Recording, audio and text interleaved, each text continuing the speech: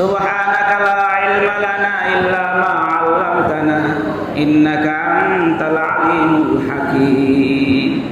আলহামদুলিল্লাহ, আল্লাহ তাবারক ওয়া তাআলার দরবারে লাখো কোটি শুকরিয়া যে আল্লাহ তাআলা আমাদেরকে বিগত জুমার ন্যায় এই জুমায় আসার জন্য এবং বসার জন্য তৌফিক দিয়েছেন। এই জন্য আল্লাহর দরবারে শুকরিয়া আদায় করে আলহামদুলিল্লাহ। আল্লামা মুসলিম রহমাতুল্লাহ আলাইহি একটা হাদিস বর্ণনা করেন মুসলিম শরীফের মধ্যে, যে আফজালুল সিয়াম ইবাদার রমাজান, আফজালুস সিয়াম ইবাদার রমাজান শাহরুল্লাহিল মুহাররম। সুবহানাল্লাহ।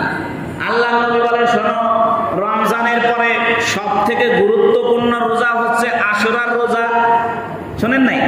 প্রতি বছরই তো আমরা বলি আফজালুস সিয়ামি বাদার রমাজান, রমজানের পরে সবথেকে গুরুত্বপূর্ণ আর ফজিলাতের রোজা হচ্ছে আশহুরে হুরুম, মুহররম মাসের 10 তারিখের রোজা রাখা। এই রোজার ফজিলত কি? আল্লাহর নবী বলেন, এই একটা রোজার দ্বারা আল্লাহ তাআলা 1 বছর পরের 1 বছর আগের গুনাহগুলো মাফ করে দেয়। বাবা, হাদিসের মধ্যে আছে রমজানের রোজা ফরজ হওয়ার আগে এই আশুরার রোজা ফরজ ছিল। কি ছিল? আশুরার রোজা রমজান যখন ফরজ হয় নাই, রমজানের রোজা ফরজের আগে আল্লাহর নবী এই আশুরার রোজাগুলো পালন করতেন। আর এটা গুরুত্ব ছিল অনেক, ফরজের সমপরিমাণ, হাত থেকে ফরজে ছিল।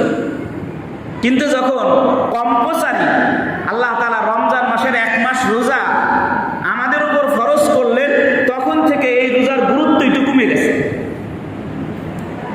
এই রোজার গুরুত্ব কমে গেছে, তার মানে নফলের মতন, কিন্তু সব ঠিক আগের মতন আছে।